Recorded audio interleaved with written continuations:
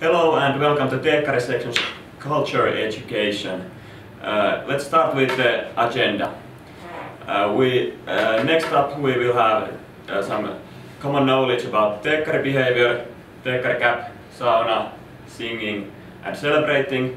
Then we continue with academic table parties, so-called Fuksis, a little bit about etiquette and dress codes. Next up, VP.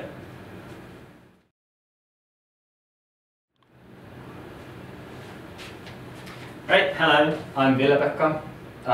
I'm here to talk about the Teekkari cap. The Teekkari cap is the insignia of Teekkaris.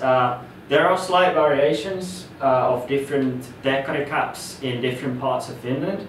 For example, the Otaniemi Teekkari cap is quite similar to ours, but with a different insignia in the front.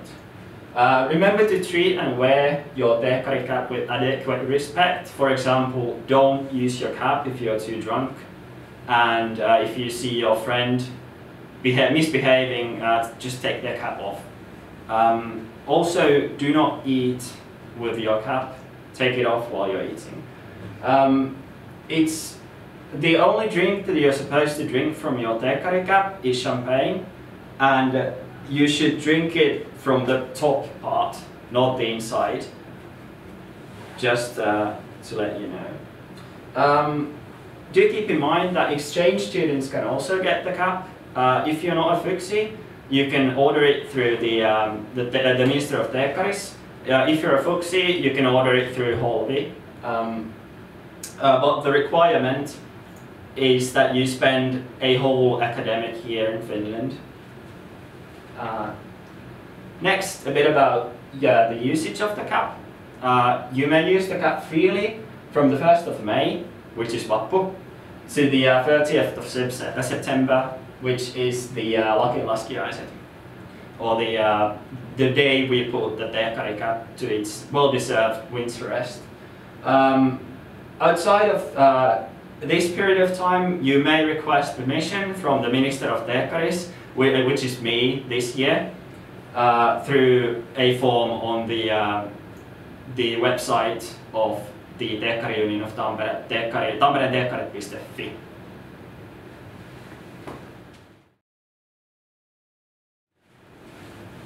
Hello, I'm Eetu, and I'm here to talk about the student overalls that you see around everywhere.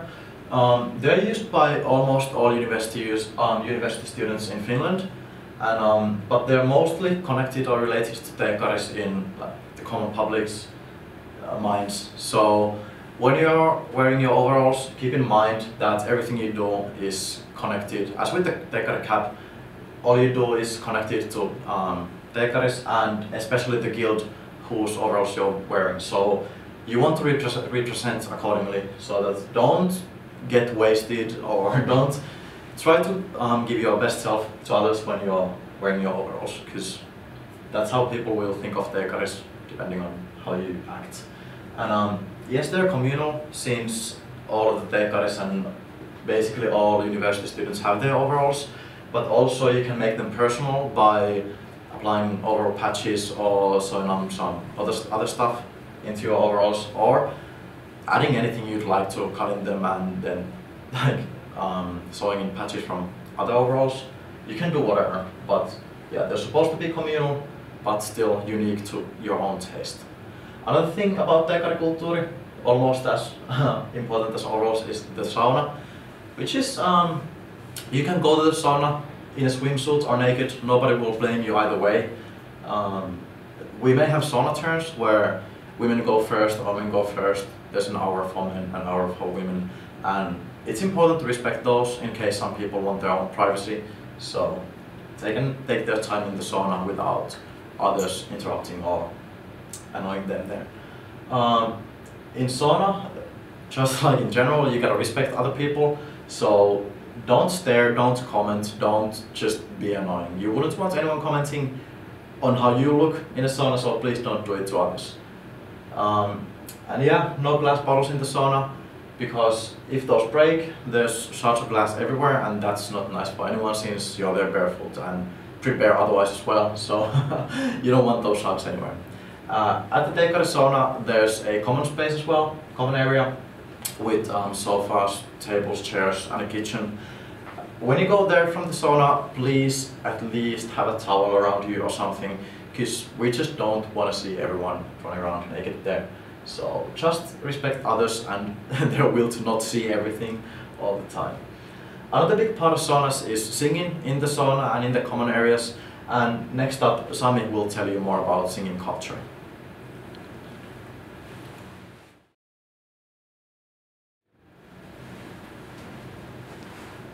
Yeah, so I heard singing mentioned in sauna. Yeah, sauna. Singing in sauna is fun, and you can sing also almost anywhere. And Teekkaris will like to sing, and they will like to sing almost anywhere. And if you don't know all the things yet, we have this great book, Rasputin, and it's got a lot of songs that you can sing in the sauna or anywhere. The current version is supposed to be good in sauna. The previous wasn't very good for that. Anyways, yeah, what else? Yeah, you don't have to be a great singer. Remember that. Most of us are not very good singers. So, but we like to sing, and so it's you just start to sing and everybody else will join. Trust on that one. Go strong. There's different sections in the Rasputin songbook, different kinds of songs, and for different occasions. And here's some traditional ones that are for specific reasons.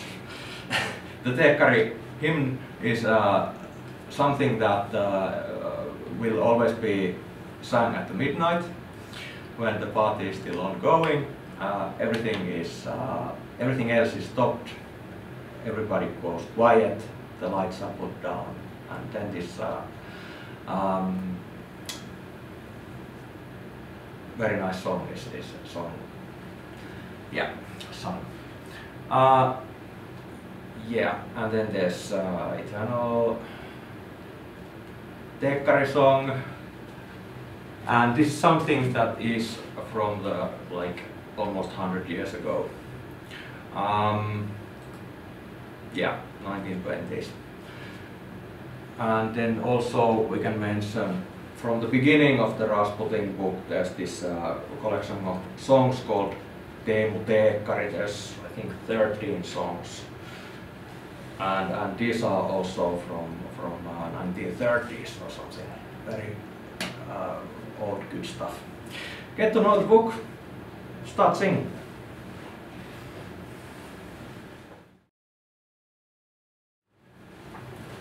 Yes, hello friends, my name is Jesse and I'm here to tell you a bit about the events that we organize in our school.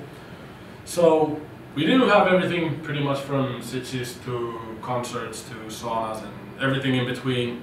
It's organized by guilds and other groups in the school, so you'll be facing everything.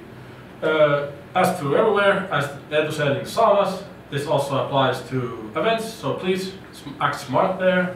You're representing yourself and you don't want to make a fool of yourself, so try to be smart, even though you might be a bit drunk, it's no worries.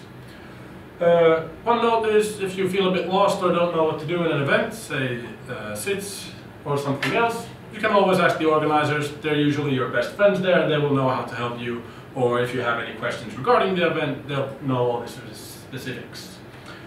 Then, if you happen to be at an event and you hear about an after party at the campus, there are a few good things to know. There is a guard on campus, and if you happen to run into him or her and they tell you to leave, you always obey the guard. We never want to fight the guards because we have these 24/7, 24 hours a week accesses to the campus, and if we don't obey the guards and are disrespectful towards them, they will take these accesses away, and then everybody will be very, very upset. Because there are actually people who want to study there, not just party.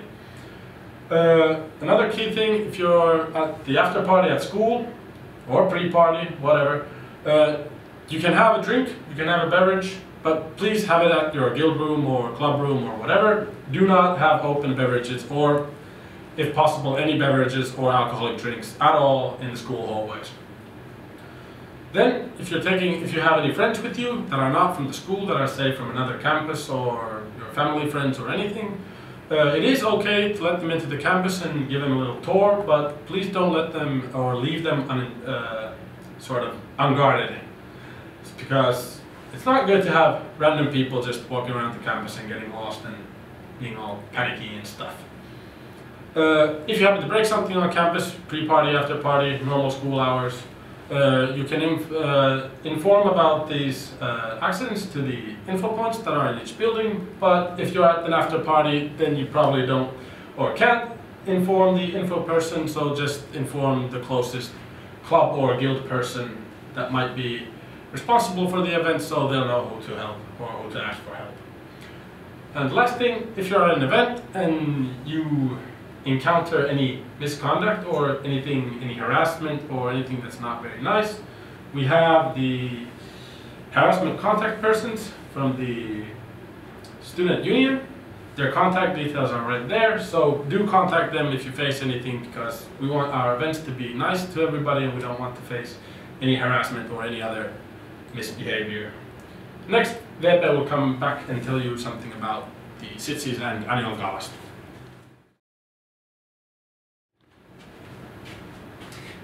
Right, next about academic table parties, or Fuksis in other words. Fuksis and annual ceremonies are table parties, which means you're going to sit at a table, eat, drink, sing and chat with your other Fuksi mates. The Master of Ceremonies is going to be leading the Fuksis. The Master of Ceremonies uses well, he's got a staff basically that he uses to lead the Fuksis, and he will be telling you more about the particular rules regarding those Fuksis. Another important thing about Fuksis is that the seating plan is pre-arranged. Your AVEC will be sitting opposite of you, over there. Your table AVEC will be to the left of you for women and to the right of you for men. The AVECs are basically for every Fuksis, but a table AVEC will only be a term used for the fancier Fuksis or annual galas, pretty much. During Fuksis, try not to leave the table, chat or eat during talks or songs. Also, try not to use your cell phone if at all possible, unless you're on a break. Do toast after every song. The ceremonial master will be telling you how to toast during the Fuksis, before the Fuksis. Next up, a bit about the schedule of a typical table party. This is for a much fancier table party with a cocktail reception, but the bolded ones are basically the things that will happen at every Fuksis. After the cocktail reception, you will arrive at the main ceremony, after which the main ceremony starts with starters. Usually around here there will be a small speech by the chairperson of the association. After that, a ceremonial speech by somebody who has done something great, I don't know. After that follows the main course, then usually a break.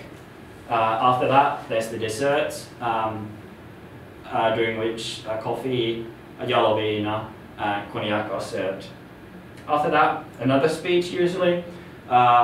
Traditionally it has been the speech for women, but nowadays the speeches for women are rarely had, and it's usually something regarding the theme of the Fuksis. After that, the main ceremony ends, or the Fuksis end, after which there will be after party, which can include dancing or other kinds of festivities. After that, the after party, and then the after party, and so on. The next morning, usually around 12, there will be the sillis or the silli-aamiainen or the silly breakfast. And next up, Stube will be telling you more about Sitsi song culture.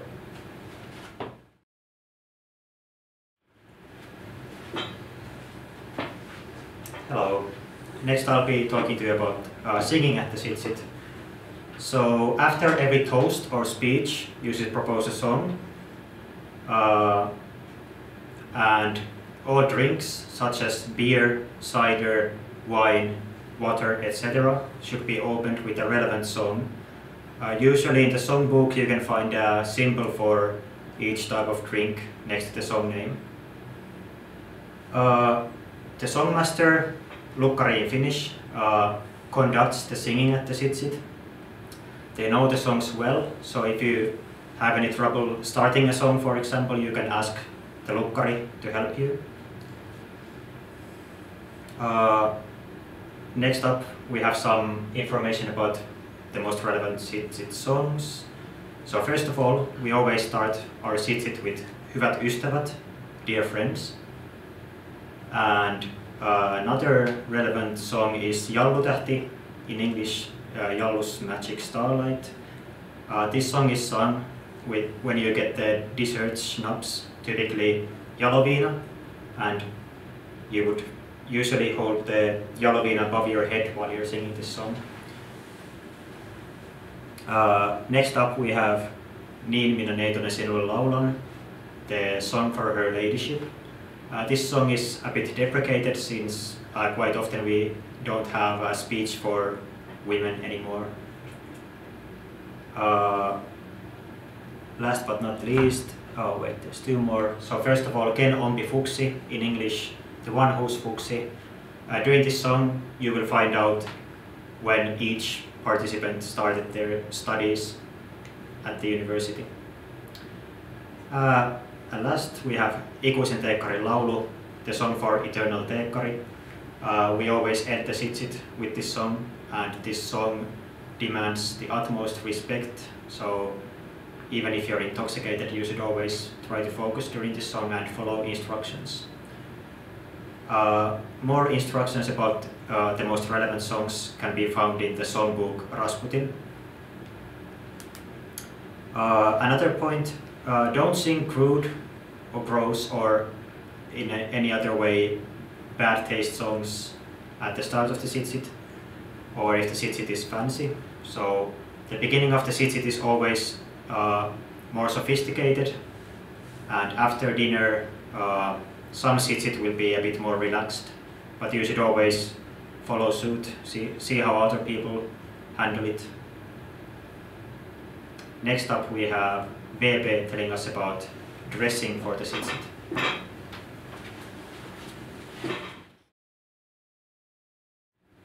Right, next up about dress codes. The dress code for the occasion is usually mentioned in the invite. It really helps to dress appropriately for the occasion, as you'll be respecting the event by following the dress code. Most student events either dress using the theme of the occasion, or the usual themes as smart casual, black tie, or white tie with academic honours. Next up, I'll be talking a bit about academic honours. This will be mentioned in the invite. It will be combined with white tie, usually and most likely. Academic honours include badges, ribbons, Kelpo Teekkari keys, and different honours. They are used according to the rules of the association that granted the honour, and you should follow the rules. The rules of the Teekkari Union of Tampere can be found on our website tamperenteekkarit.fi. Next up, some examples of different dress codes. Here's smart casual. Smart casual, as you can see, it's pretty casual. You've got jeans, maybe a collared shirt, pretty casual but smart. Next up, we've got black tie. You've got the usual dark suit for males and a cocktail dress for women, and pretty different kinds of ties for males. You can pretty much use any tie with as a black tie dress. However, next comes white tie, which is a bit more strict. You've got pretty much this is an exemplary white tie. You've got shining shoes, white tie pants, and a white tie coat, and the other things that include a white tie dress. You can also dress up in a dark suit with a silvery tie if you do not own a white tie dress. Women dress up in a long evening dress according to the white tie dress code with something to cover their shoulders before the main event's main course. After that, they're usually free to take off their whatever they're covering their shoulders with. Next, usually according to the dress code, women should tie their hair, but it's usually optional. But if you want to remember something about dress codes, this is something you should remember. The worst mistake you can do regarding the etiquette is to point out somebody else's etiquette mistake.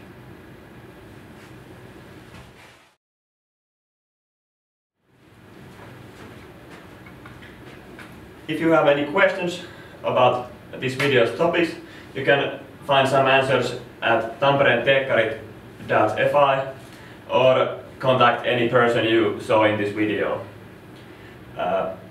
Thank you for listening, and let's hope that you learned something today.